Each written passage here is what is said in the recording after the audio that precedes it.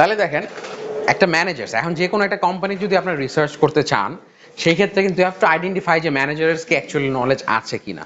তো এখন আমাদের দেশে এরকম কয়টা কোম্পানি আছে যেখানে ম্যানেজার্সরা আর কি দে হ্যাভ দ্য নলেজ, যারা রিসার্চের নলেজ রাখেন বলেন? মানে there are will find few companies, তাই না? কারণ আমাদের দেশে তো মানে রিসার্চটা is not very widely available. তো managers with and without knowledge, তো যাদের নলেজ আছে it is easier to deal. তখন আপনি যখন একটা স্ট্র্যাটেজিক প্ল্যানিং করবেন, সো এখন আমাদের দেশে কিন্তু কি অনেক ধরনের রিসার্চ এন্ড ডেভেলপমেন্ট কিন্তু হয়, তাই না? বিভিন্ন ধরনের কি we carry out programs based on research and development, R&D department যেটা থাকে, তাই না? সো R&D ডিপার্টমেন্টে যখন হয়, তো রিসার্চ যখন আমরা করি তখন কি ম্যানেজার্সদের কি, বাট সব কোম্পানির কি R&D আছে? রিসার্চ এন্ড ডেভেলপমেন্ট তো নাই। দ্যাট ডাজ ইট মিন তার মানে কি ওই কোম্পানিগুলো কি তাহলে কি রিসার্চ করবে না? অবশ্যই মানে করতে হবে তো, কারণ মার্কেট ইনফরমেশন। এখন কিন্তু চিন্তা করে দেখেন এখন আমরা যেই যুগে আছি, যেই ইন্ডাস্ট্রিয়াল রেভলিউশন আছি, এখন কিন্তু ইটস অল অ্যাবাউট কি ডেটা অ্যান্ড ইনফরমেশন, তাই না? পৃথিবীটা কিন্তু আস্তে আস্তে একটা কি ডেটা বেসড হয়ে যাচ্ছে। এই যে আমাদের এই যে বড় বড় আমরা যে ডেটা অ্যানালাইটিক্স পড়ছি, বিজনেস ডেটা, বিগ ডেটা যেটাকে বলা হয়, সবকিছু কিন্তু ডেটা বেসড উপরে। সে আপনার কাছে যে ইভেন আপনি ফেসবুকে যে মার্কেটিংটা হয় সেটাও কিন্তু বেস করে অন ইয়োর কি ডেটা, যে আপনি কোন জিনিসগুলো অ্যাক্সেস করতেছেন, কোন পেজে যে ল্যান্ডিং করতেছেন, এই অনলাইনে কিন্তু আপনার ডেটাটা কি হচ্ছে কালেক্ট করে ফেলছে, তাই না? So based on this data, তার মানে টু কিপ আপ, মানে আমাদের যদি market, if you want to stay ahead or on top of the market, তাহলে কিন্তু আমাদের কি অলওয়েজ ডেটা অ্যাওয়্যার হইতে হবে। সো এইটার জন্য আমাদের কিন্তু managers must have the knowledge কি ফর রিসার্চ। শুধু রিসার্চ যে আমরা কোনো একটা প্রবলেম সলভ করবো সেটাও না, আমরা তো অনেক নলেজও বের করি, যেটা আমরা বললাম যে বেসিক রিসার্চ করি। আমরা অনেক কিছু মানে বেসিক রিসার্চের মাধ্যমে নলেজটা গ্যাদার করার চেষ্টা করি যে মার্কেট কি অবস্থায় আছে, 5 বছর পরে মার্কেটটা কোন দিকে যেতে পারে। তো এটা যদি আমি অ্যানালাইজ না করতে পারি, এটা যদি আমি বের করে না আনতে পারি, তাহলে কি that might B challenging for my market, ঠিক কি না? এখন আপনার ধরেন যে কোম্পানি যে আপনি বিজনেসটা করছেন, সেই বিজনেসটা এখন if you are always updated, মানে ডেটার থ্রুতে যদি আপনি আপডেটেড থাকেন, আপনি কিন্তু আপনি মার্কেটের ডিরেকশনটা বুঝতে পারবেন যে মার্কেটটা কোন দিকে যাচ্ছে। 5 বছর পরে কি মার্কেটটা এই পজিশনে থাকবে, আর 5 বছর মার্কেটটা কি পজিশনে যেতে পারে। So you have to always updated, keep yourself updated, তাই না? সো এইটা কি থ্রু কালেকশন অফ ডেটা। তার মানে ম্যানেজার্স এখন দেখেন, because of increasing complexity of organisations and the uncertainty of the environment, এখন আমাদের বিজনেস এনভায়রনমেন্টটা কি অনেক বেশি কমপ্লেক্স হয়ে গেছে না? So many things are adding up day by day. আপনি যে কোনো ধরনের বিজনেসই করেন বা জবই করেন, যেটাই করেন, সেখানে আপনি দেখেন আনসার্টেনিটি কিন্তু অনেক বেড়ে গেছে ডিউ টু কি টেকনোলজি। এখন চিন্তা করে দেখেন যে এআই আসতেছে, তাই না? এমন একটা সময় আসবে যেখানে দেখা যাবে যে অনেক সময় আমাদের এই technology will replace human jobs, আমাদের মানুষ আর রাখা লাগবে না, সফটওয়্যারই মানুষ যে কাজটা করতো manually, software will do that. তো সেভাবে তো আপনার কোম্পানিটা বুঝতে হবে। সো যদি কমপ্লেক্সিটি যেহেতু বাড়তেছে এবং আনসার্টেনিটি বাড়তেছে, সেই ক্ষেত্রে কি আপনাকে কি করতে হবে? ডেটা অ্যাওয়্যার হইতে হবে, আপনাকে সেই জিনিসটাকে আঁচ করতে হবে, সেই জিনিসটার ব্যাপারে সবসময় কি আপডেটেড রাখতে হবে, নিজেকে বুঝার চেষ্টা করতে হবে এনভায়রনমেন্টটা কি আছে। Knowledge of research and problem solving process helps managers to identify problem situations before they get out of control. That means আপনাকে হচ্ছে অ্যান্টিসিপেট করতে হবে। অ্যান্টিসিপেট মানে পূর্বে কি ধারণা করা। You have to anticipate, you have to try understand. এই যে আমাদের এখানে একটা যে ঘূর্ণিঝড় আসলো, এটাও কিন্তু দেখেন, এটাও কিন্তু একটা ডেটা বেসড। এই যে ওয়েদার ফোরকাস্টিংটা হচ্ছে, এটা কিসের উপরে বেস? এটা কি রিসার্চ হয় না? আপনি মনে করেন রিসার্চ ছাড়া কি এই যে ওয়েদার ফোরকাস্টিংটা করা সম্ভব? এই ওয়েদার যে ফোরকাস্টিংটা হয় সেটাও বেসড অন ডেটা। তারা পাস্ট ট্রেন্ডস ক্যালকুলেট করে যে এই সময়গুলা, ওগুলোর উপরে সেই ডেটাগুলো তারা অ্যানালাইসিস করে যে এখন বাতাসের গতিবেগ এমন আছে, সো এখান থেকে কি ধরনের ক্ষয়ক্ষতি হতে পারে, এর উপরে বেস করে কিন্তু বিপদ সংকেত দেওয়া হয়। আমাদের দেশে নাই, বাট আপনি ইউএসএ যান, ওয়েদার ফোরকাস্টিং কিন্তু এই যে ওয়েদারের উপরে কিন্তু অনেক ধরনের অনেক বড় বড় সায়েন্টিস্টরা রিসার্চ কন্টিনিউয়াসলি রিসার্চ করছে। বিবিসিতে আপনি যেটা বললেন একটা ওয়েদারে, তার মানে কি এই জিনিসগুলো কিন্তু বেসড অন কি ডেটা, তাই না? সো আমাদের প্রতিনিয়ত জীবনে চলার মুহূর্তে আমাদের কিন্তু ইউ হ্যাভ টু আইডেন্টিফাই। তার মানে চিন্তা করে দেখেন, সো আপনি যদি আপনার কোম্পানিটাও যদি এরকমই হয়, যে তার মানে আপনার যখন এই ঝড়টা আসলো, ঘূর্ণিঝড়, এটার আগেই আপনাকে পদক্ষেপ নিতে হবে। কারণ আপনি যদি অ্যান্টিসিপেট না করতে পারেন, যে প্রোঅ্যাক্টিভ না হন, তাহলে কি ক্ষয়ক্ষতির পরিমাণ অনেক বেশি হয়ে যাবে না? ঠিক কি না? তো আপনি এখান থেকে যদি পূর্ব পরিকল্পনা আগের থেকেই পদক্ষেপ নিয়ে রাখেন, আগে মানুষকে সরায় নিয়ে যান, ক্ষয়ক্ষতির পরিমাণ অনেক কমে আসবে, ঠিক কি না? এবং আপনি আগের থেকে যেহেতু জানতেছেন, সেভাবে আপনি পদক্ষেপ নিয়ে রাখতেছেন। সো সেম ভাবে আপনার বিজনেসেও কিন্তু এরকম ঘূর্ণিঝড় আসে না? আমাদের মার্কেটেও কিন্তু এরকম ঘূর্ণিঝড়ের মাধ্যমে চেঞ্জ হয়ে যায় না? বিভিন্ন চেঞ্জেসের কারণে। কমিশনে চলে গেছে। কোডাকের মতো কোম্পানি ডিজিটাল মার্কেটিং তারা বুঝতে পারে না যে তাদের যে আমরা আগে একটা সময় আমরা ছবি তুলতাম কি কোডাক কোম্পানি আপনারা তুলতেন না, আপনাদের এখানে অনেকেই আছেন যে আমাদের একটা ক্যামেরা থাকতো এটা দিয়ে। সো তারা কিন্তু ওই জিনিসটা অ্যান্টিসিপেট করতে পারে নাই, কোডাক কোম্পানি তারা কিন্তু এই জিনিসটা অ্যান্টিসিপেট করতে পারে নাই যে they have to transform their business into digitalised world. এক সময় কিন্তু এই যে প্রিন্ট ছবি কিন্তু আর থাকবেই না, সব চলে যাবে ডিজিটাল ওয়ার্ল্ডে, ভার্চুয়ালে। সো সেই জিনিসটা তারা ভাবে অ্যান্টিসিপেট করতে পারে নাই, and they couldn't conceptualize on that. ঠিক আছে, তো যার কারণে কোডাক ইজ নো দ্যাট এক সময় তারা one of the number one Kodak, বুঝা গিয়েছে? সো তার মানে তাদের they should have come up with solutions যেটা নাকি তাদের ওই ওই প্রিন্ট মিডিয়াটাকে একদম ডিজিটাল মিডিয়াতে নিয়ে আসা দরকার ছিল তাদের। Minor problems can be solved by the manager. For major problems, the outside researcher consultants are hired. এখন দেখেন, এখন রিসার্চ আপনার যদি আপনার সবার পক্ষে তো সব কোম্পানির পক্ষে তো আসলে R&D ডিপার্টমেন্ট রাখা সম্ভব না, কারণ অনেক অনেক ছোট কোম্পানি থাকে। তখন আপনি কি করবেন? আউটসোর্সিং করতে পারেন। You might hire a consultant, তাই না? রিসার্চ ফার্ম আছে আমাদের দেশেও কিন্তু যে অনেকগুলো ডেভেলপ করছে, যে কান্তার আছে যারা রিসার্চ করে দেয়, তাই না? বিভিন্ন এনজিওরা কিন্তু আপনারা দেখেন বিভিন্ন ওই যে financial report, trade report publication হয়। আপনারা যদি আমাদের চেম্বার অফ কমার্সে যান, মানে এই যে আমাদের চেম্বার অফ কমার্সে কিন্তু বিভিন্ন সেক্টরের উপরে ইন্ডাস্ট্রি বেস ওয়াইজ কিন্তু বিভিন্ন রিপোর্টস পাবলিশ হয় যে এই ইন্ডাস্ট্রিটা এখন কি অবস্থায় আছে। So this are part of the research. এগুলো কারা করে? Those who are experts, consultants, তারা কিন্তু এই জিনিসগুলোর উপরে রিসার্চ করে। তারা they try to analyse the industry trends, বোঝার চেষ্টা করে। সো আমাদের কিন্তু প্রত্যেকটা কোম্পানি, সো এগুলো কিন্তু হেল্পফুল। এগুলো প্রত্যেকটা অ্যাজ আ গভর্নমেন্টের থেকে অনেক ধরনের ইনিশিয়েটিভস নেওয়া হয়, আবার দেয়ার আর লাইক ইন্ডিপেন্ডেন্ট অর্গানাইজেশনস যারা এটা করে থাকে, এনজিওর উপরে অনেকে আছে। তারপর আমাদের অনেক ফাইন্যান্স কর্পোরেশন আছে যারা এটা করে, ফাইন্যান্সিয়াল অবস্থা আমাদের দেশের। তারপর ইকোনমিক থিঙ্ক ট্যাঙ্কস যারা, যে ইকোনমি আমাদের দেশের ইকোনমি বোঝার জন্য কিন্তু করে। সো এই যে ধরনের ডেটা অ্যানালাইসিসগুলো যে হয় সেগুলো কি বেসড অন এই যে আমরা, এটা তো সবাই করে না, এটা কারা করে? যারা দোজ হু আর এক্সপার্টস, যাদের কাজই হচ্ছে রিসার্চ করা, those who are specialised in research, তাদেরকে আপনি কনসালটেন্ট হিসেবে হায়ার করতে পারেন। They can do a research for you. কারণ আমরা পরে ফার্স্টেই বলেছিলাম যে আমরা যদি আগের থেকেই নিতে পারি, ড্যামেজটা কিন্তু অনেক সাধারণত কি কম হয়, তাই না? সো রিসার্চ আমাদেরকে ওইটাই হেল্প করে to make informed decisions so that we can minimise the loss. একটা ব্যবসা দিলাম কোনো রিসার্চ ছাড়াই, দেখা গেল একদম ফল করলো পুরোটাই চলে যাবে। বাট আমরা যদি একটা পাইলট প্রজেক্টের মাধ্যমে আস্তে আস্তে করে পুরো মার্কেটটা বুঝে দেই, দেখা যাবে আমাদের যদি আমাদের বিজনেসটা ফেলও করে তাহলে লসের পরিমাণটা কিন্তু কম্পারেটিভলি অনেক কম হবে। বুঝা গিয়েছে? এক্স্যাক্টলি। ম্যানেজার্স অ্যান্ড রিসার্চ, তাহলে দেখেন ম্যানেজার্স অ্যান্ড রিসার্চের সাথে the manager who is knowledgeable about research can interact effectively with the researchers. The more knowledge you have, it's always better. আপনার কোম্পানিতে যদি যে ম্যানেজার থাকে তার যদি রিসার্চের ব্যাপারে নলেজ থাকে, দ্যাট ইজ ডেফিনেটলি গুড, তাই না? তাহলে সে ডিরেক্টলি ইন্টারাক্ট করতে পারবে। আর না হলে তো আপনি সে একটা ফাইন্ডিংস আনলো, সেটা যদি আপনি না বুঝেন তাহলে আপনি কিভাবে ইন্টারপ্রেট করবেন জিনিসটাকে, তাই না? আপনি আপনার কোম্পানি তো এটা কাজে লাগাবে কিভাবে? সে তো হয়তো আপনাকে ফাইন্ডিংসটা এনে দিবে, বাট আলটিমেট ডিসিশনটা তো মেক করতে হবে কাকে? আপনাকেই, তাই না? অ্যাজ আ ম্যানেজার হিসাবে you will make the decision, ঠিক কি না? তা আপনি যদি ডিসিশনটা মেক করেন আগে, তো তাহলে আপনাকে আগে কি জিনিসটাকে বুঝতে হবে। সে আপনার সামনে ফাইন্ডিংসটা দিল, ফাইন্ডিংসটা তো আপনার বুঝতে হবে যে কোন জিনিসটা কিভাবে আসলো, ঠিক আছে? এন্ড এটা কতটুকুন মানে লেজিট, জিনিসটা কতটুকুনি অ্যাকুরেসি আছে সেটাও আপনি হয়তো বুঝতে পারবেন যদি নলেজ থাকে। It's always good to have knowledge about your research findings. Knowledge about research process helps managers to determine whether or not the recommendations are appropriate for implementation. তারা হয়তো আপনি একটা থার্ড পার্টি একটা রিসার্চ কোম্পানিকে দিয়ে দিলেন, তারা হয়তো কিছু রেকমেন্ডেশন করলো, এটা এরকম করেন।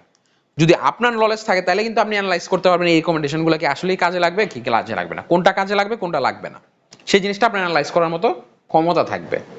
যার কারণে এখন আপনারা এটা পড়তেছেন, এই যে রিসার্চ যে একটা idea. When managers understand the research reports of their organizations, they will be equipped to take intelligent, educated, calculated risk with known probabilities attached to the success or failure of their decisions. তার মানে তাদের যদি understanding থাকে, তারা যদি বুঝে research রিপোর্টটা, যাদেরকে রিপোর্টটা দেওয়া হলো অফ দ্য অর্গানাইজেশন, তারা কি করতে পারবে? একটা ইন্টেলিজেন্ট, বিচক্ষণতার সাথে এডুকেটেড ডিসিশন মেক করতে পারবে, যেটা নাকি হেল্প করবে ক্যালকুলেটেড রিস্ক নেওয়ার জন্য। যে কোনো ডিসিশনই নেন বা বিজনেসের যে কোনো উদ্যোগই নেন, সবগুলোর সাথে কিন্তু ডিসিশন একটা রিস্ক থাকে না? 100% তো কেউ বলতে পারে না যে এই ডিসিশনটা আমার 100% হবে, বাট কিভাবে তারা জিনিসটাকে অ্যানালাইসিস করে, যে রিসার্চ রিপোর্ট থাকে, তাদের একটা ইন্ডাস্ট্রি এক্সপিরিয়েন্স থাকে, তাদের একটা কাজ করতে করতে ইন্ডাস্ট্রিতে তারা কিন্তু একটা ধারণা হয়ে যায়, তাই না? ওই ধারণা থেকে তারা একটা ডিসিশন করতে পারে। তাহলে তাদের যে ডিসিশনটা সাকসেস হবে আর ফেলিয়ার হবে সেটা ডিপেন্ড করবে তাদের education, if they have the knowledge. Research then becomes a useful decision making tool. তার মানে যে কোনো একটা ডিসিশন মেক টুল করলেই তখনই কিন্তু একটা রিসার্চ একটা ইউজফুল টুল হয়ে যাবে। যেরকম দেখেন এখন ইউনিলিভারের মতো কোম্পানি যারা বড়, এখন নতুন একটা আমি দেখলাম সেদিন, তারা লাক্স হচ্ছে একটা লাক্সের বডি ওয়াশ, বডি ওয়াশ, এটা কি আগে অ্যাভেলেবেল ছিল আমাদের বাংলাদেশে? বডি ওয়াশটা কি আপনারা দেখছেন কেউ? লাক্সের বডি ওয়াশ থাকলেও বাইরের কোম্পানিগুলো, ডাভের আপনার যে বাইরের থেকে নিয়ে আসলে বাইরের থেকে নিয়ে আসতো, অনেক ইয়েরা ছিল যারা নাকি বাইরের থেকে নিয়ে আসতো। আমাদের ট্র্যাডিশনালি আমাদের কি ছিল? Soap, Lux beauty soap bar, যেটা বার থাকে, তাই না? সো এখন they are trying to market this product body wash, ঠিক আছে? এক্স্যাক্টলি লিকুইড, আমরা হ্যান্ড সোপ যেরকম হ্যান্ড ওয়াশ করি না, এরকম হচ্ছে আপনি মানে সাবান না ইউজ করে what you will do, you will use body wash. Body wash কনসেপ্টটা কিন্তু আমাদের বাংলাদেশে এখনো ওয়াইডলি পপুলার না। So they are trying to test marketing যে এই জিনিসটা চলবে কিনা। সো আমি ওখানে একদিন একটা ইভেন্টে গিয়েছিলাম, দেখলাম ওখান থেকে লাক্সের একটা স্যাশে প্যাক দিচ্ছে এতটুক, জাস্ট টেস্টার হিসাবে আর কি। আমাদের এখানে আচ্ছা ওকে। সো এই জিনিসটা আপনি কি বলতেছেন? এটাও কিন্তু পার্ট অফ আ রিসার্চ। আপনি যে একটা ডিসিশন মেক করতেছেন যে লাক্সের মতো কোম্পানি যদি এরকম একটা product, exactly Unilever, so Unilever এরকম একটা কোম্পানি যদি লস হয় তাদের কিছু যাবে আসবে না, আসবে তাদের কনসার্নে, কারণ তারা এত বড় হিউজ, মানে এত বড় large company, but still they are trying to understand the market. ইউনিলিভারের মতো কোম্পানিও they are trying to test market the product and see যে কনজিউমারের রিভিউটা কি, কনজিউমার কি বলতেছে। আমাদের বাংলাদেশে বডি ওয়াশটা ওয়াইডলি পপুলার না, আমরা ইউজ করি না, বাট বিশ্বের কিন্তু মোস্ট অফ মেজরিটি অফ যা জায়গায় কিন্তু এটা প্রচলন আছে। বারটা সবাই ইউজ করে না। বডি ওয়াশটা কি আপনি নিলেন একটা লিকুইড, ওই যে আমরা হাত ধোয়ার মতো যেরকম, বারটা কি আপনি দুজন তিনজন ইউজ করলে কিন্তু জিনিসটা বারটা তো একটু ইয়ে হয়ে যায়, তাই না? যেরকম আপনি এটা খেয়ে এসে হাত ধুইলেন, আবার পরের জন্য হাত ধুইতে আসলে দেখা যায় ময়লাগুলো ওখানে লেগে আছে। সো আমরা কিন্তু already we have got use to using the hand wash. এখন কিন্তু আমরা মোস্ট অফ মেজরিটি কি করি? হ্যান্ড ওয়াশ ইউজ করি, বার ইউজ করি না। আছে আমরা বেসিনে বার রাখি নাই। সেরকম ভাবে এখন দেখতে চাচ্ছে যে এই বডি ওয়াশটা কি আমরা ইউজ করি। আপনার ফ্যামিলিতে 3-4 মেম্বার আছে, এখন এই বারটা সেম বারে একই জন ইউজ করতেছেন, অনেকের অনেক ডার্মাটোলজিক্যাল সমস্যা থাকতে পারে যেটার কারণে যে ইয়া হয়।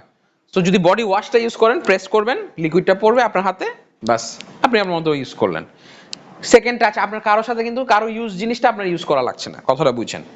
সো স্টিল এটা হয়তো সাকসেসফুল হবে, কিন্তু still they are trying to test marketing product. তার মানে কি, এই যে একটা ইনফর্ম সাকসেস, একটা ডিসিশন মেক করার আগে they are trying to understand যে অ্যাকচুয়ালি কি এইটা আমরা যদি লঞ্চ করি বাংলাদেশের মার্কেটে, এটা কি আদৌ সাকসেসফুল হবে কি হবে না। ইউনিলিভার তো অনেক, লাক্সের লাইন আপে যদি আপনি দেখেন, লাইফ বয় আছে, লাক্স আছে, তারপরে ডাভ আছে, তাই না? সো স্টিল তাদের মতো এত জায়ান্ট এরাও কিন্তু মার্কেটে ইনফর্ম রিসার্চ করে বের করে তারপরে তারা একটা প্রোডাক্ট লঞ্চ করছে to make an inform decision. বুঝা গিয়েছে বিষয়টা?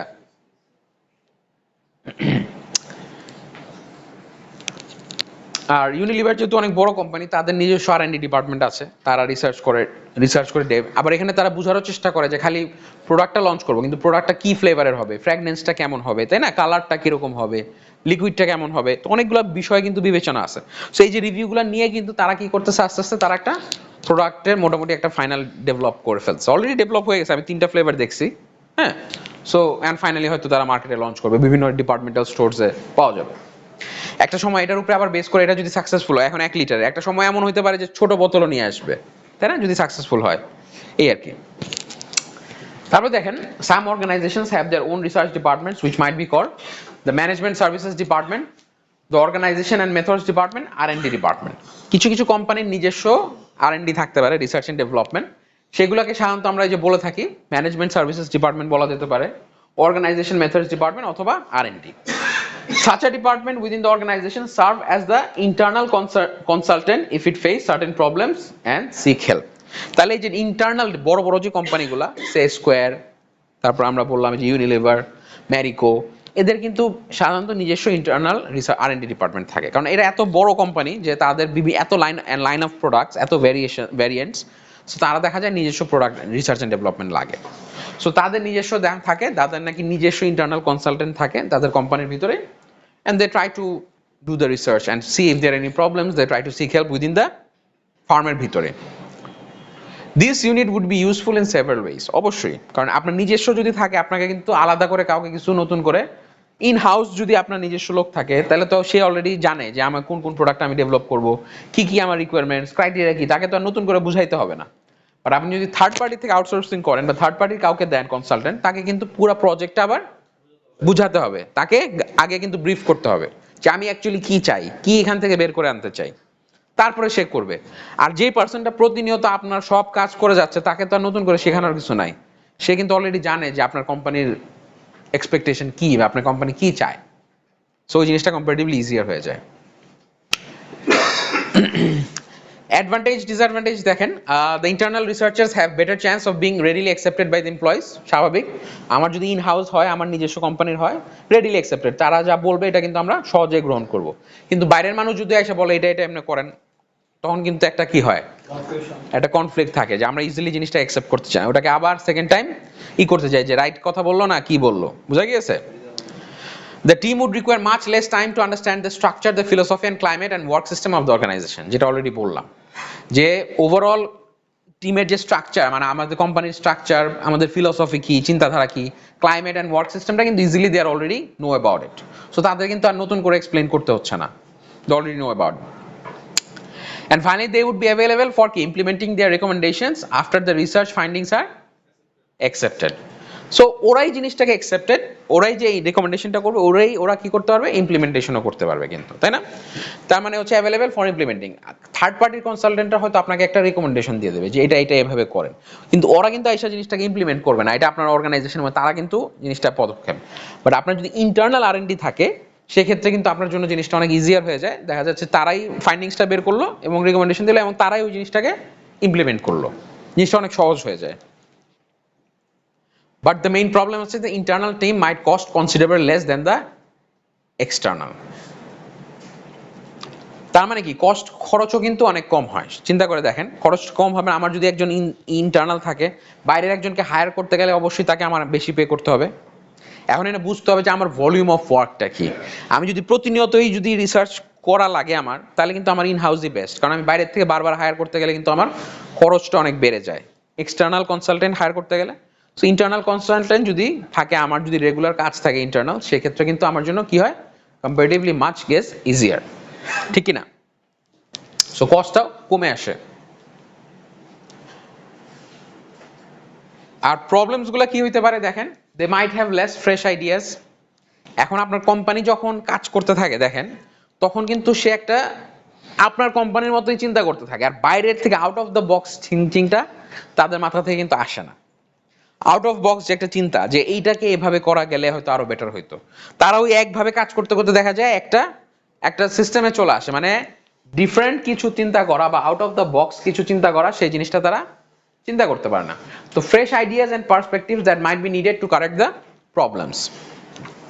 যেরকম দেখেন আপনারা যে বাংলা লিংক, গ্রামীণ ফোন, হ্যাঁ, এরকম বড় বড় কোম্পানিরা তারা কিন্তু বিভিন্ন ধরনের কি হয়, বিজনেস কম্পিটিশন রান করে, দেখছেন? So they hire the industry graduates, তারা একটা প্রাইজ মানি দেয়, দেখা যায় অ্যারাউন্ড 5 লাখ।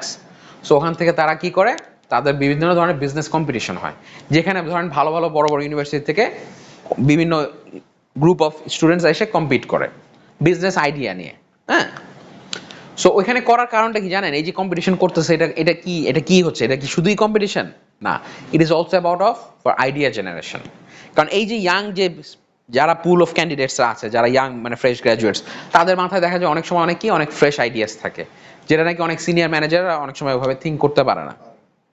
সো এই যে ফ্রেশ অ্যান্ড ইয়াং মাইন্ডসেট থেকে দেখা যায় বিভিন্ন ধরনের কি হয়, আইডিয়া জেনারেট করতেছেন থ্রু কি, না তাকে এমনি এমনি বললে তো দিবে না, তাকে একটা বিজনেস কম্পিটিশন করলেন, ওখানে একটা প্রোগ্রাম অ্যারেঞ্জ করলেন, করার পর একটা বিজনেস কম্পিটিশন হলো, ওখান থেকে দেখা যায় একটা prize money, but idea remains with you. বুঝা গেছে বিষয়টা? সো এরকম there is scope for certain powerful groups in the organization to influence or misinterpret certain facts. এখন দেখা গেল কারো যদি স্বার্থ থাকে, দেখা গেল যে রিসার্চের যে ফাইন্ডিংসটা হয় সেটাকে অনেক সময় কি করে ফেলে, ম্যানিপুলেট করে ফেলে। ইন্টারনাল যদি হয়, ইন্টারনাল হইলে অনেক সময় ম্যানিপুলেট করে না। তো তাদের স্বার্থের জন্য দেখা গেল যে সেটা জিনিসটাকে ফাইন্ডিংসটাকে ওভাবে ম্যানিপুলেট করলো। সো বাট যদি এক্সটার্নাল ইয়া থাকে তাহলে সেক্ষেত্রে কিন্তু এটার চান্সেস থাকে না, তাই না? এক্সটার্নাল বডি থাকলে সেইখানে তার মানে সবকিছুরই সুবিধা আছে অসুবিধাও আছে।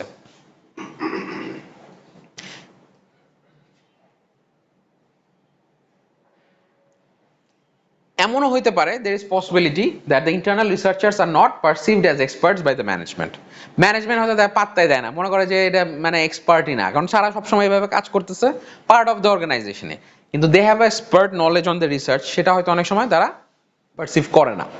সো যেটাও একটা সমস্যা হইতে পারে আর কি। And finally, certain organizational biases of the international team might take the findings less objective and less scientific. অনেক সময় বায়াস হয়ে যায়, অনেক সময় আপনি কিন্তু আপনার কোম্পানিকে কোনো খারাপ বলবেন না, আপনারটা খারাপ হইলেও দেখা যাবে আপনি কিন্তু কি হবে ভালোই বলবেন। আপনার যদি প্রোডাক্টটা খারাপ হয় আপনি কি কোনো, আমরা কিন্তু আমাদের নিজেদের খারাপটা কম দেখি। সো ইন্টারনাল টিম যদি কাজ করে অনেক সময় দেখা যায় ওই প্রবলেমগুলো আমরা আসলে আইডেন্টিফাই করতে পারি না এক্স্যাক্টলি, যতটা মানে অবজেক্টিভ হওয়া দরকার ছিল সেটা পাই না। বাট আরেকটা এক্সটার্নাল অ্যাসেসরকে দিয়ে যদি অ্যাসেসটা করাই বা তাদেরকে যদি রিসার্চটা করাই, তারা যেভাবে পুঙ্খানুপুঙ্খভাবে ফাইন্ডিংসটা করবে that will be more objective. তার তো সমস্যা নাই, এখন আমি যদি আপনার দোষগুণ বের করতে হলে আমি কিন্তু ইজিলি বের করতে পারবো যে আপনার খারাপ দিক কোনটা ভালো দিক কোনটা। বাট আমার নিজেরটা যদি আমাকে বলি যে হ্যাঁ আমারটা করে, আমার দেখা যাবে ইউজুয়ালি কিন্তু আমি আমার খারাপ দিকটা তুলে ধরার একটা হিউম্যান টেন্ডেন্সি এটা, যেটা আর কি। তো এই আর কি বেসিক কথাবার্তা। তার মানে জিনিসগুলার in house research R&D department থাকলে সুবিধাও আছে অসুবিধাও আছে। এখন বুঝতে হবে এই সুবিধা অসুবিধাগুলো বিবেচনা করে আপনার ডিসিশন মেক করতে হবে, কষ্টের কথা চিন্তা করে যে আপনি আপনার ইন হাউস রিসার্চ ডিপার্টমেন্ট রাখবেন কি রাখবেন না, দ্যাটস আপ টু ইউ। আচ্ছা এটা গেল।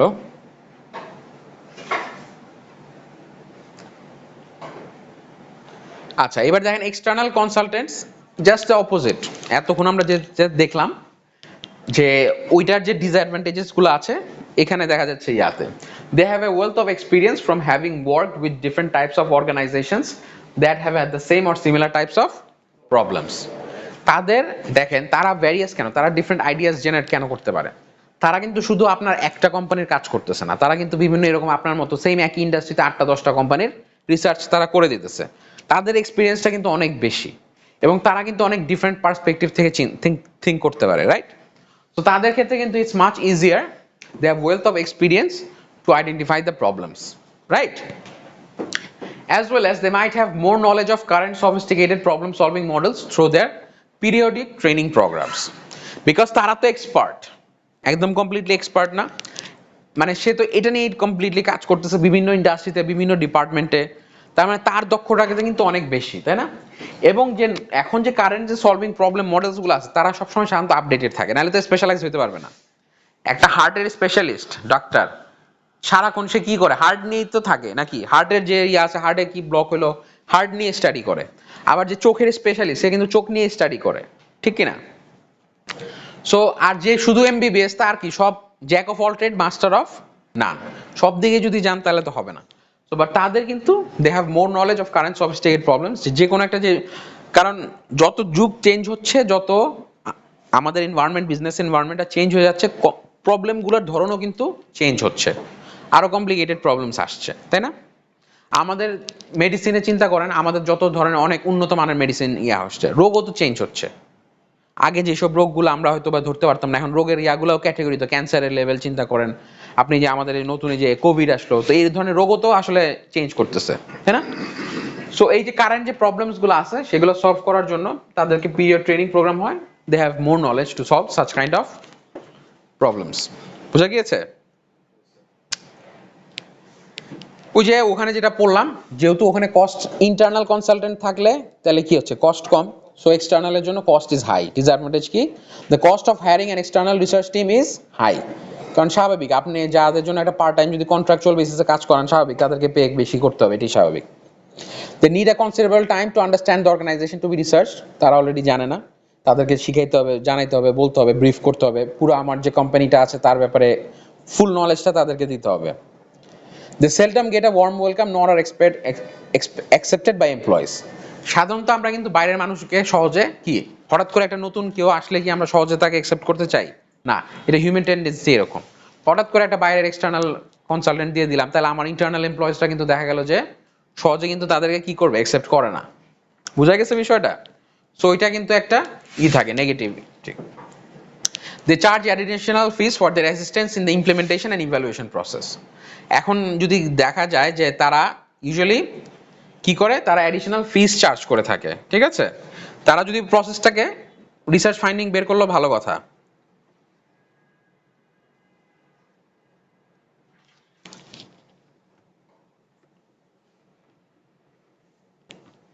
আরে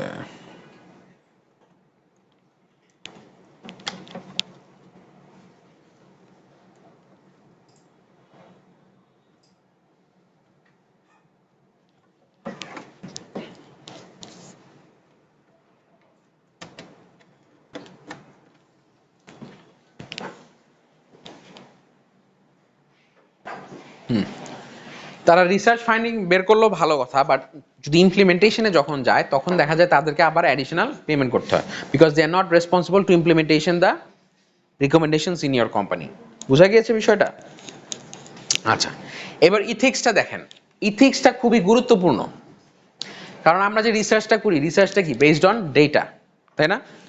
এখন আপনি চাইলেই তো একটা ভুল তথ্য দিতে পারেন, এখন এটা তো এসে কেউ আপনাকে তো ধরতে পারবে না যে আপনি এটা কেন দিলেন। এখন আপনার যেটা মনে হবে সেটাই তো আপনি দিতে পারেন। এখন আপনি এমন একটা কাস্টমার গ্রুপের কাছে গেলেন যাদের কাছে জিনিসটা আসলো বায়াসড একটা ডেটা সেট হলো, এইটা আপনাকে মোটামুটি ইনশিওর করতে হবে। রিসার্চের মধ্যে ইথিক্সটা কিন্তু খুব গুরুত্বপূর্ণ, কারণ আপনি যখন একটা ফাইন্ডিংস আনবেন সেটা যদি ইথিক্যাল না হয়, তাই না? ইথিক্স আর লিগ্যালের মধ্যে তো দুইটা জিনিস ডিফারেন্স তো বুঝেন।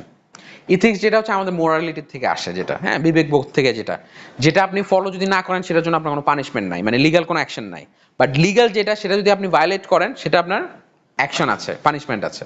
বাট ইথিক্স হচ্ছে যেটা আমাদের মোরালিটিস, ভ্যালুজ, বিবেকবোধ থেকে আমাদের যেটা আসে। এখন আপনি এমন একটা কাস্টমার গ্রুপকে দিয়ে দিলেন, দিতেই পারেন, কারো তো না নাই, যেটা নাকি পুরাটা রিপ্রেজেন্টেটিভ করে না। কথাটা বুঝেন, 1000 মানুষ আছে, 1000 মধ্যে আপনি 50 জনেরটা নিলেন, স্বাভাবিক। কিন্তু 50 জনের কোন 50 জনেরটা নেবেন, এটা তো আপনার উপরে ডিপেন্ড করতেছে। ইথিক্স শুড বি যে এমন না যে আপনার যেটা সুবিধা হয় সেটার মধ্যেই নিয়ে নিলেন। ওই সুবিধার মধ্যে দেখা গেল যে 1000 জন মানুষকে ওই 50 জন রিপ্রেজেন্ট করছে না, সবাই একই ইয়ারে। তার মানে কি ডিফারেন্ট রিপ্রেজেন্টেটিভ স্যাম্পল হতে হবে। কষ্ট হইলেও এমন মানুষকে চুজ করতে হবে যারা নাকি এই 1000 মানুষকে টোটালটা রিপ্রেজেন্ট করে। বুঝা গেছে বিষয়টা? সো এখন আপনি যদি আপনার ডিসিশন মেকটা যদি এভাবে করেন, আর আপনার সহজের জন্য, আচ্ছা ঠিক আছে, এখানে এই বনানী এলাকায় যে কয়জন আছে 50 জন, এর কাছ থেকে নিয়ে নেয়। দেখা গেল স্যাম্পলিং আসলো 50 জন, 1000 জন 50 জন করলে ওটা হচ্ছে রিপ্রেজেন্টেটিভ স্যাম্পল। কিন্তু রিপ্রেজেন্টেটিভ স্যাম্পলটা কি ছিল, যে ঢাকার থেকে প্রত্যেক এলাকার থেকে হয়তো 5 জন করে আমি করব। এখন ওইটা না করে আপনি কি করলেন, শুধু এই বনানী গুলশান এলাকার থেকেই 50 জনের দিয়ে আপনি সার্ভেটা ফিল আপ করে ফেললেন। কথাটা বুঝছেন? বা তাদের ইন্টারভিউ নিলেন, জিনিসটা কি বায়াস হয়ে গেল না? আপনি আপনার সহজ সুবিধার জন্য, সহজের জন্য করলেন, কিন্তু আসল তো সিনারিওটা উঠে আসলো না, তাই না? জিনিসটা বায়াসড হয়ে গেল। কারণ এখানকার মানুষের লিভিং স্ট্যান্ডার্ড আর ওই আপনার অন্যান্য মতিঝিল, পল্টন, ওই এলাকার মানুষের লিভিং স্ট্যান্ডার্ড তো সেম না, সেম এখানকার। তার মানে কি শুধু যদি আমি এখানকার মানুষ নিয়ে জিনিসটা বায়াস হয়ে যাবে না রেজাল্টটা? তো আমার পুরো ঢাকা সিটিটাকেই কভার করতে হবে, সে সাপোজ এক্সাম্পল। তার মানে প্রত্যেকটা এলাকার থেকে 5 জন করে, হয়তো 10টা এলাকার থেকে আমি নিলে মোটামুটি একটা রিপ্রেজেন্টেটিভ স্যাম্পল হবে, যেটা পুরো 1000 মানুষকেই রিপ্রেজেন্ট করবে, এরকম। Ethics in business refers to a code of conduct of behavior while conducting research. একটা কোড অফ কন্ডাক্ট থাকে যেটা আপনার ফলো করা উচিত। Ethical conduct applies to the organization and the members that sponsor the research, the researchers who undertake the research, and the respondents who provide them with the necessary data. Ethical দুজনের হইতে হয়, যারা ডেটাটা দিবে তাদেরও কিন্তু ethical হইতে হয়। কারণ আপনি একটা দিতেছেন, আপনার আন্দাজে একটা মন যা চাইলো একটা দাগা দিয়ে দিলেন, সময় দিলেন না, তাহলে জিনিসটা কি হইলো? তাহলে তো অরিজিনাল তথ্যটা তো বের হয়ে আসলো না। আপনি আপনার সময় নাই, আপনি একটা যাই চাই তাহলে দাগায় না, বেটার অ্যাটলিস্ট ভুল তথ্য দেওয়ার চেয়ে। So ethical code of conduct.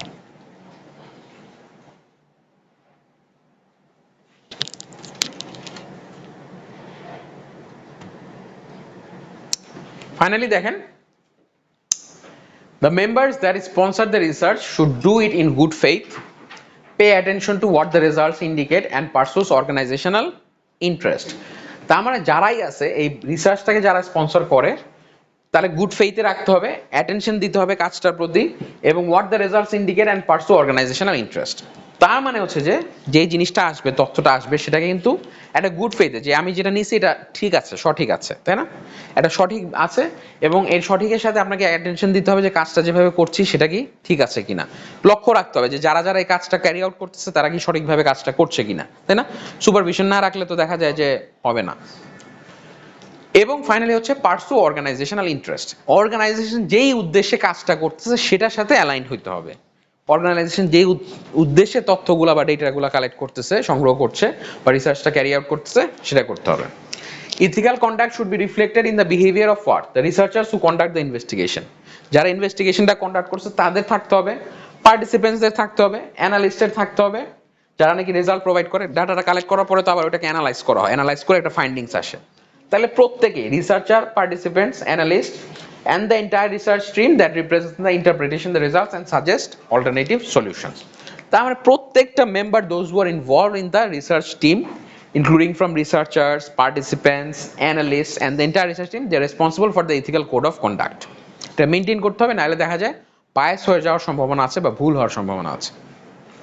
So যার যার জায়গা থেকে তার কাজটা সঠিকভাবে করার চেষ্টা করতে হবে। বুঝা গিয়েছে? এটাই। So we are done with this chapter. আমাদের ফার্স্ট চ্যাপ্টারটা শেষ। সো আমরা কি সেকেন্ড চ্যাপ্টারটা শুরু করি তাহলে? হ্যাঁ,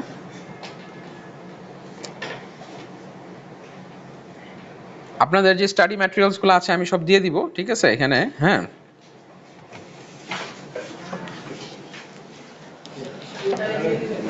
হ্যাঁ,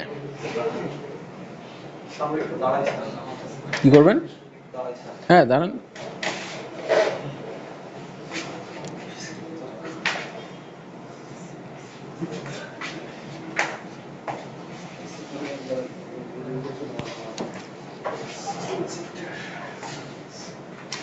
এইবার আসেন, আমরা এতক্ষণ নিয়ে কথা বললাম, কি নিয়ে কথা বললাম? যে রিসার্চ নিয়ে কথা বললাম, কি কি হইতে পারে রিসার্চের। সাধারণত আমরা কি কি ভালো দিক আছে, খারাপ দিক আছে, কেন করি রিসার্চ, তাই না? একটা প্রবলেম থাকলে আমরা ইস্যু নিয়ে ডিল করি, তাই না? তারপরে হচ্ছে আপনার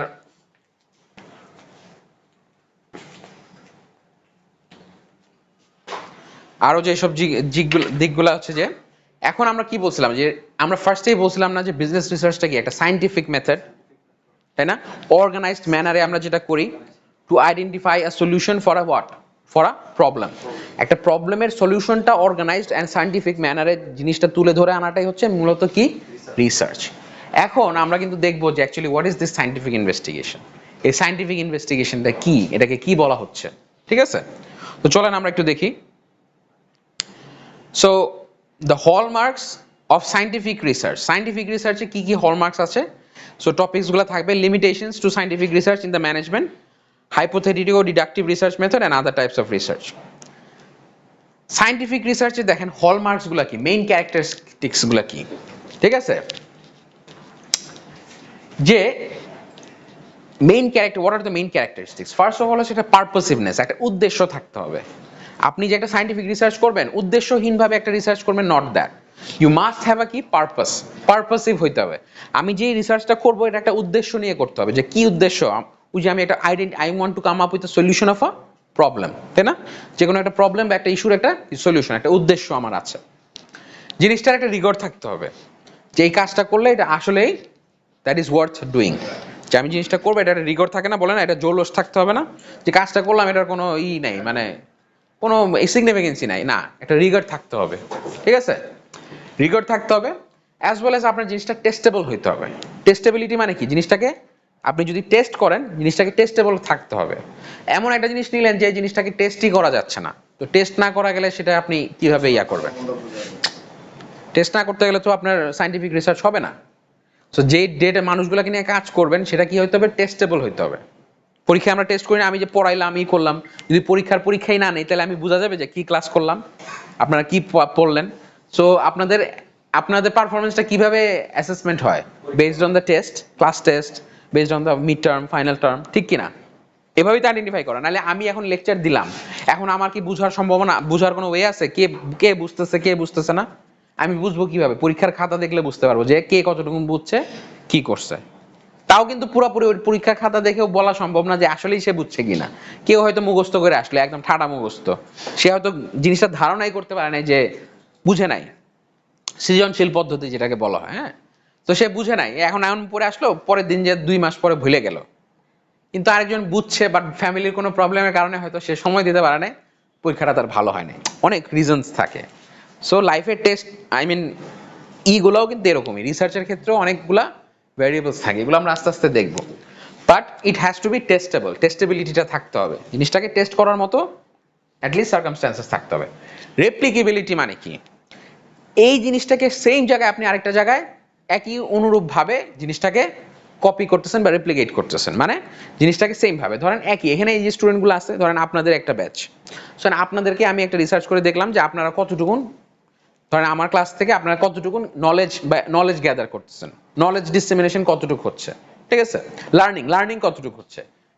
সো এই সেমটা যে পরের ব্যাচ যে আসবে, আপনাদের উদাহরণস্বরূপ ভাবে সেম ভাবে যাবে, পরের ব্যাচটার সাথেও যাতে একই ভাবে করা যায়। হয়তো পরের ব্যাচে তো আপনারা থাকবেন না, অন্য একটা ব্যাচ আসবে, সো অন্য ব্যাচ যখন আসবে সেম ভাবে যাতে ওই উদাহরণস্বরূপ ভাবে ওই সেম ব্যাচের সাথেও সেম জিনিসটাকে অ্যাপ্লাই করা যায়। বুঝতে পারছেন বিষয়টা? So that is what is called replicability. মানে আমি শুধু এটা করলাম শুধু আপনাদের জন্য না, এইটা আবার পরের ব্যাচে অন্য ব্যাচের সাথেও একইভাবে জিনিসটা কাজে করা যাবে। So that is replicability. Precision and confidence. So precision থাকা লাগবে, একটা সায়েন্টিফিক ইনভেস্টিগেশন তখনই হবে জিনিসটা যদি টু দি পয়েন্ট হয়।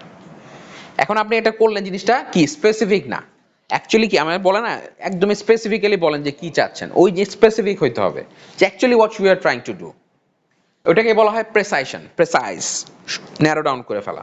আপনি অনেক কিছু বললেন, বাট আলটিমেটলি তো কিছুই হবে না, but at least to the point থাকতে হবে, প্রেসাইশন অ্যান্ড কনফিডেন্স। অ্যান্ড ফাইনালি হচ্ছে অবজেক্টিভিটি, যে উদ্দেশ্যটা, যে অবজেক্টিভস গুলো নিয়ে কাজ করছেন ওই অবজেক্টিভিটিটা আছে কিনা, ঠিক আছে। সো অবজেক্টিভিটি আছে। And finally generalizability. এই রিপ্লিকেবিলিটির সাথে জেনারেলাইজেবিলিটির সাথে অনেকটা ম্যাচ আছে, যে সবার ক্ষেত্রে এখন দেখা গেল যে আপনাদেরটা দিয়ে শুধু এই ব্যাচই না, রিপ্লিকেটই না, পুরো লার্নিংটাই আমি দেখলাম যে ইউনিভার্সিটিতে যত ব্যাচ আছে এইটা দিয়ে, এই মডেলটা দিয়ে জেনারেলাইজ করা যায় কিনা। বুঝতে পারছেন বিষয়টা? লার্নিং তো সবাই শিখতেছে, আপনার এমবিএরা যারা শিখতেছেন, বিবিএরাও শিখতেছে, কম্পিউটার সায়েন্সে যারা আছে এও শিখতেছে, আবার ইংলিশ ডিপার্টমেন্টে যে আছে এও তো শিখতেছে। আমরা এখন দেখতেছি যে জেনারেলাইজ করে দেওয়া যায় কিনা প্রত্যেক ডিপার্টমেন্ট। এই যে লার্নিং, যে শেখার যে পদ্ধতিটা, এটা নিয়ে যে রিসার্চটা করলাম, সেটা শুধু এই ব্যাচই না, সব ব্যাচের সাথে কি জেনারেলাইজ করা যায় কিনা, জেনারেলাইজেবিলিটি সবার জন্য সেম। অ্যান্ড ফাইনালি পার্সিমনি, যে একজনের সাথে সমমর্মিতা যেটা থাকে আর কি, হ্যাঁ, যে একটা গুড টার্মস, যে অন্যান্য ব্যাচ পার্সিমনি আছে কিনা, রিলেটেড কিনা, বুঝা গিয়েছে। So these are more like factors, এই যে 8টা ফ্যাক্টরস হচ্ছে, these are like criteria, characteristics for the, সাধারণত এক্স্যাক্টলি বৈশিষ্ট্য, একটা সায়েন্টিফিক ইনভেস্টিগেশনের বৈশিষ্ট্য। যেরকম দেখেন এই যে পারপাসিভনেস, আমি অলরেডি বলে ফেলেছি, ইট has to start with a definite aim or purpose, একটা ডেফিনেট এইম অথবা কি থাকতে হবে, পারপাস থাকতে হবে।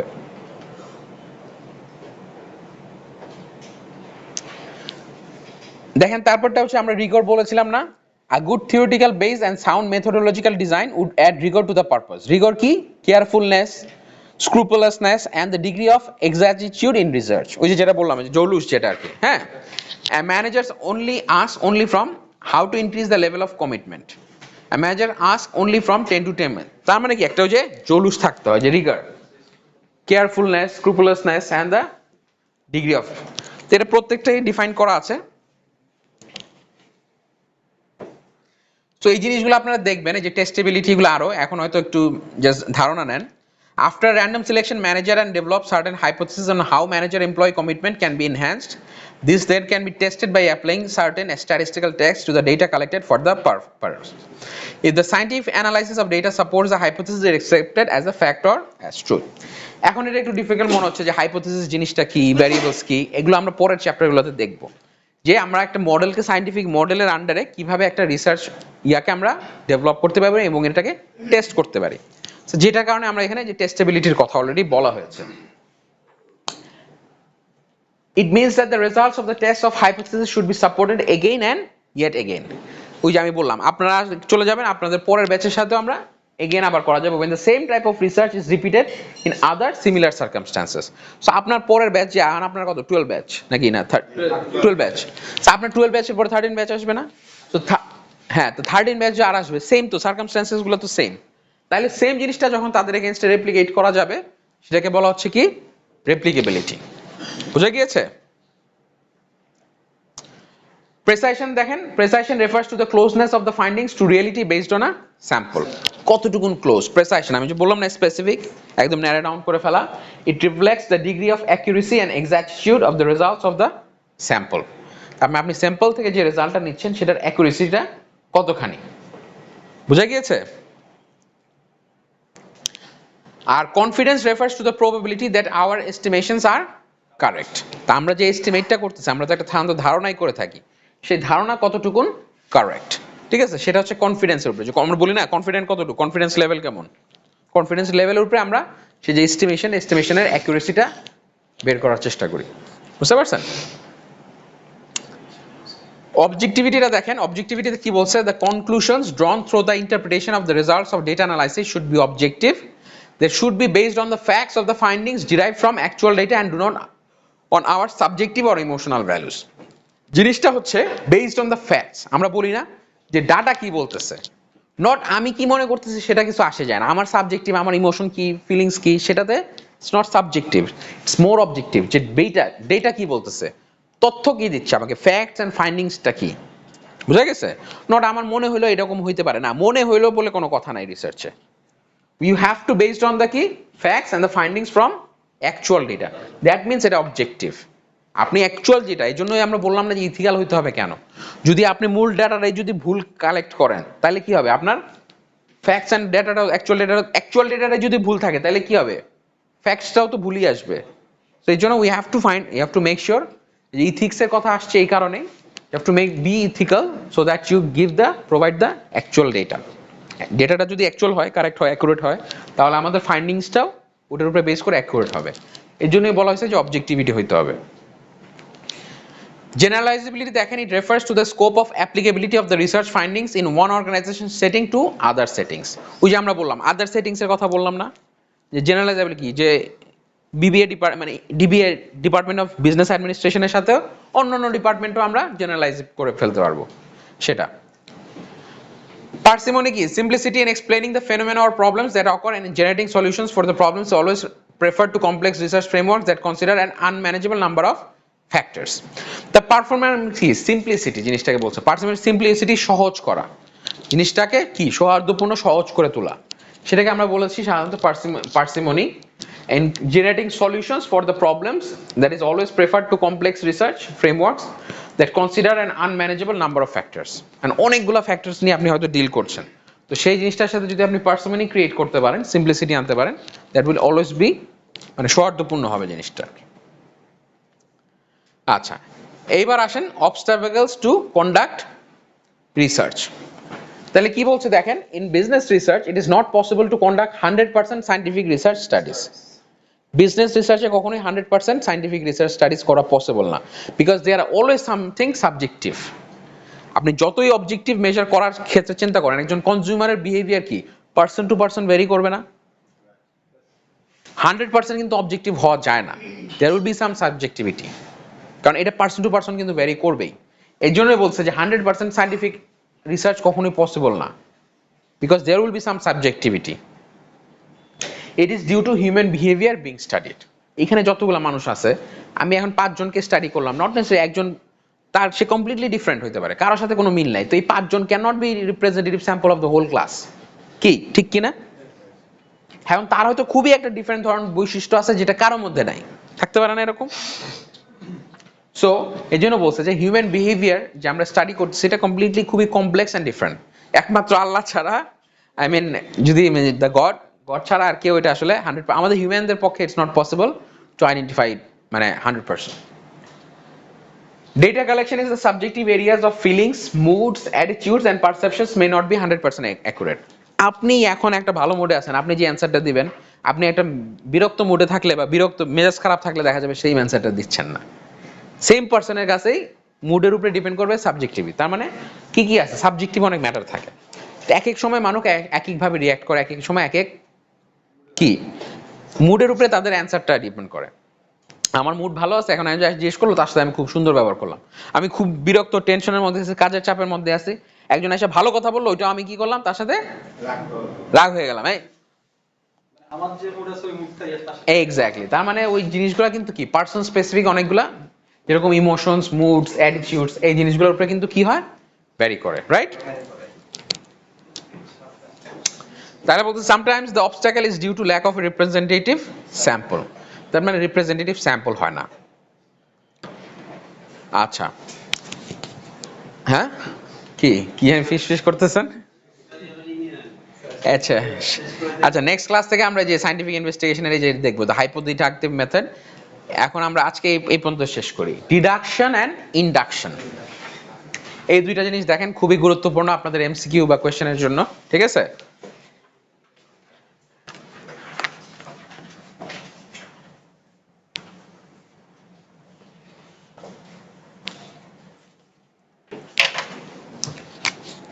ডিডাকশন, আরেকটা কি বললো?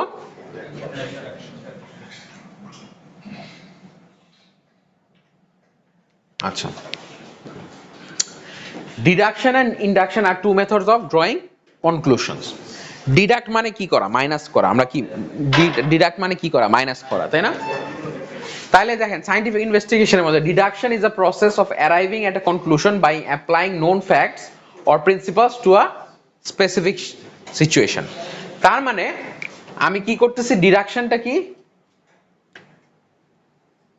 ডিডাকশন হচ্ছে কি আমি জিনিসগুলোকে মাইনাস করতেছি আস্তে আস্তে। মানে আপনি একটা অলরেডি জানেন, একটা জিনিস জানেন, ঠিক আছে? Deduction is a process of arriving at a conclusion, একটা কনক্লুশন আসলেন বাই অ্যাপ্লাইং নোন ফ্যাক্টস, যে জিনিসটা আপনি জানেন সেটাকে, or principles to a specific situation. মানে আপনি একটা স্পেসিফিক সিচুয়েশনে একটা একটা অ্যাপ্লাই করে আস্তে আস্তে একটা কি করলেন, একটা কনক্লুশনে আসলেন। জিনিসটাকে আস্তে আস্তে, যে আপনি জিনিসগুলো জানেন, জানার পরে আস্তে আস্তে জিনিসগুলোকে ডিডাক্ট করে বাদ দিয়ে দিয়ে নোন প্রিন্সিপালস গুলো অ্যাপ্লাই করে করে বাদ দিয়ে দিয়ে আপনি কি করলেন, একটা কনক্লুশনে আসলেন। আর induction is a process in which certain observations are used to logically establish a general proposition from which we draw a conclusion. Induction মানে কি, আমরা ইনক্লুড করি। ইন্ডাকশনটা শুরু হয় হচ্ছে যে সার্টেন, এই যে অল্প অল্প জিনিস আমরা এখান থেকে দেখি, দেখার পর পর আস্তে আস্তে আমরা কি করি, আস্তে আস্তে ইনক্লুড করতে থাকি। Induction, include. আর এটা হচ্ছে ডিডাকশন, এটা হচ্ছে আমরা এখান থেকে নিচের দিকে নামি ডিডাক্ট করতে করতে। আর এখানে আমরা হচ্ছে সার্টেন অবজারভেশনস দেখি, ফেনোমেনা দেখার পরে আস্তে আস্তে জিনিসগুলো আমরা কি করি, ইনক্লুড করি। আর এখানে হচ্ছে জিনিসগুলো হচ্ছে আমরা আস্তে আস্তে ইনক্লুড করতে থাকি। ধরেন বিভিন্ন অবজারভেশনস আছে, আমরা বিভিন্ন অবজারভেশনস দেখলাম, দেখার পরে পরে আস্তে আস্তে এখান থেকে আমরা আস্তে আস্তে জিনিসটাকে ফাইনালি জেনারেলাইজ করি। বুঝা গেছে? তার মানে induction is a process in which certain observations are used to logically establish a general proposition from which we draw a conclusion. মানে এখান থেকে আমরা একটা জেনারেল প্রপোজিশনে যাই, এই জেনারেল প্রপোজিশন থেকে আমাদের জেনারেলাইজ করে ফেলি। আর এখান থেকে আমাদের দেখা যায় একটা জেনারেল থাকে, ওই জেনারেলটা থেকে আমরা কি করি, আস্তে আস্তে একটা কনক্লুশনে আসি। বুঝা গেছে? ডিডাকশনটা হচ্ছে মাইনাস করা, মাইনাস করে ইনক্লুড করে একটা ফাইনালি কনক্লুশন আসা। আর ইন্ডাকশন হচ্ছে আমরা জেনারেল একটা জিনিস থেকে আস্তে আস্তে, হ্যাঁ, যে জেনারেল অবজারভেশন থেকে আস্তে আস্তে জিনিসটাকে আমরা জেনারেলাইজ করি, যে জিনিসটাকে যে একটা ই করি। সাধারণত এই যে ইন্ডাকশনে যেটা হয় যে থিওরি বিল্ড আপ করা হয়, থিওরি আছে না, থিওরি বিল্ড আপ করি আমরা সাধারণত। আমরা যেটা হয়, এটা সাধারণত বলে থাকে হচ্ছে যে আপনার কোয়ালিটেটিভ রিসার্চ। কোয়ালিটেটিভ রিসার্চ এটাকে কি জানেন, কোয়ালিটেটিভ, কোয়ালিটেটিভ রিসার্চ বলা হয়। কোয়ালিটেটিভ রিসার্চটা কি, কোয়ালিটেটিভ রিসার্চটা হচ্ছে যে আমরা মানুষের অবজারভেশন করি, দেখি, মানুষের সাথে কথা বলি, বোঝার চেষ্টা করি, করার পরে আমরা একটা যে ফাইনালি একটা থিওরি বা একটা স্টেটমেন্ট ক্রিয়েট করি, ফাইন্ডিংস। আর এখানে অলরেডি একটা থিওরি আছে, ঠিক আছে? এখানে সাধারণত এটাকে বলা হয় কোয়ান্টিটেটিভ।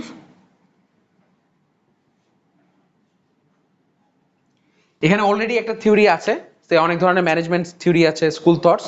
ওই থিওরিটাকে আমরা কি করি, এখানে অ্যাপ্লাই করি, অ্যাপ্লাই করে দেখার চেষ্টা করি, দেওয়ার পরে আমরা একটা ফাইন্ডিংস অথবা একটা কনক্লুশন নিয়ে আসি। বুঝা গেছে? So deduction is related to quantitative and induction is more like qualitative, যেহেতু আমরা অবজারভেশনের মাধ্যমে জিনিসটা করছি। হ্যাঁ, অবজার্ভ করে জিনিসটা দেখে দেখে আমরা জিনিসটা শেখার করে আস্তে আস্তে একটা জেনারেলাইজ করি। বুঝা গেছে? সো সো একটা হচ্ছে আপনার ইন্ডাক্টিভ, একটা হচ্ছে ডিডাকটিভ ওয়ে, আর একটা হচ্ছে ইন্ডাকটিভ। ঠিক আছে? ইন্ডাকটিভটা হচ্ছে কোয়ালিটেটিভ, বিকজ আমরা এখানে ইনক্লুড করতেছি, আর ডিডাকটিভটা হচ্ছে আমরা অলরেডি জেনারেলাইজড একটা থিওরি আছে, ওই জিনিসটাকে আমরা ইয়ে করে করে ন্যারো ডাউন করে একটা ফাইনালি একটা কনক্লুশন আসছে। বুঝা গিয়েছে?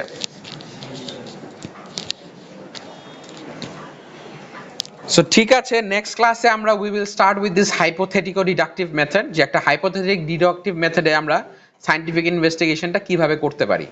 বুঝতে পারছেন? So there are several steps, mainly 7টা স্টেপস আছে, সেটা আমরা তাহলে নেক্সট ক্লাসে দেখবো। নেক্সট ক্লাসে we will finish this chapter ইনশাআল্লাহ। ঠিক আছে? Not that big, so hopefully will be able to finish this chapter in the next class. And yeah, আর আমি এইগুলো আজকে আপনাদের আপলোড করে দিব ইয়ার মধ্যে পোর্টালে, আপনাদের বইটাও দিয়ে দিব। ঠিক আছে? বই আর আপনাদের ওখানে একটা সামারি আছে, একটা বইয়ের একটা সামারি করা আছে, বইয়ের সামারি।